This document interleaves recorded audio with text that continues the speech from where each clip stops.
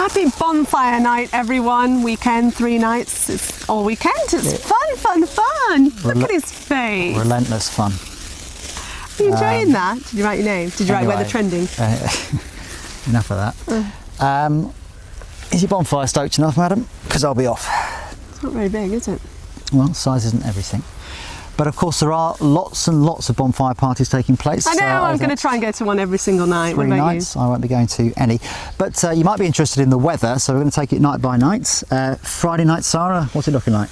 It's turning colder, isn't it, as we go through the weekend, and more unsettled as well Friday night. I'm afraid if you're going to any bonfire night parties in Wales, for instance, northwest England, yeah, it's going to be, well, a bit wet. Sit down, but actually most places are going to get away with it on Friday night. And actually most places are going to get away with it through the weekend because a lot of rain overnight and first thing on Saturday. Oh, and let me remind you, of course, it's the Beaver Moon for Friday night. Move on. So by Saturday night, again, most places dry, but colder, blustery wind. Bonfire parties and winds, not a good combination, so watch out. And there'll be some showers, won't there, on Saturday? Especially in the west. By Sunday, most of the showers in the east. You're having this one here on Sunday night, well, remember, it's the big night. It is the 5th. East coast in particular, some blustery showers, but for the rest of the UK, dry, clear, but cold. It is going to be cold. This is it now, people. I think, you know, we're really into November now. Oh, and of course, the other thing is, some of the apps are starting to pick up a little bit of the white stuff over the tops of the higher grounds in the north over the weekend. They're the apps, automated. What do you reckon? Mountains. And then the other thing to say, of course, is we knew it was going to turn cold because we'd read the headlines. We talked about this earlier on this week in a quick chat. And, you know, I said to you, I've read it's going to be the coldest winter in the UK for like a millennia, something like that. For goodness sake. Millennium. And I poured a whole lot of cold water over that idea. Because you always did.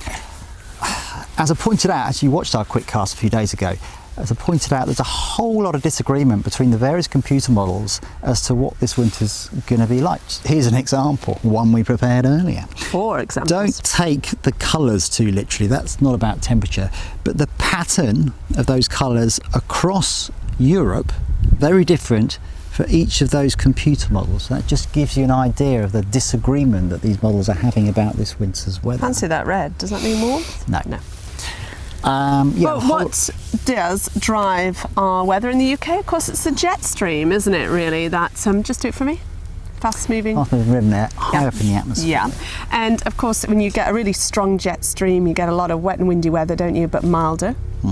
And the reverse of that is? You've got a weak jet stream, then it sort of stops the westerly winds coming in, and that means more opportunity for colder easterly winds to come in. The beast from the east, the Siberian monster, all that snow that we really want. So the point is, how strong will the jet stream be through this winter? And the computer models are tussling with this one. There are lots and lots of different factors which we know influence the strength of the jet stream in winter. Yeah, so if the jet stream influences our weather, what influences the jet stream to influence our weather?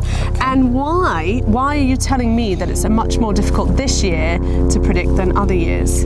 It's a bit more difficult because some of those factors, can you hear me? Yeah, keep going. Some of those factors are the sea surface temperatures in the Pacific Ocean, for example. Yeah, now I've been reading about this. We're going to have a La Nina. It's looking like we're going to have a La Nina, which is a cooling, isn't it, of the waters. Now we know that has an indirect effect on our jet stream, so that's one factor. Another one is the strength of the winds at the top of the atmosphere in the stratosphere. Now, every other year, roughly, the winds decide to go a different way around the globe. Last year they went that way, this year they could go... swapping? Yeah, they swap every other year. And that is known to affect the strength of the jet stream further down the atmosphere. So there's 2 factors. I'll give you another one. Yeah, the sun, the number of spots, would you believe, on the sun... Solar spots, yeah. ...is known to affect the strength of the jet stream, again, in a very loose, indirect way. So what you're saying to me is, at the moment, we still don't know what our winter's looking like because the models aren't agreeing. Because it's a juggling act between these various factors and which of these factors will be most dominant. But we know what the weekend's looking like. It's looking like a lot of fun, isn't it? Relentless fun. So, another one of these for you? Get your matches out.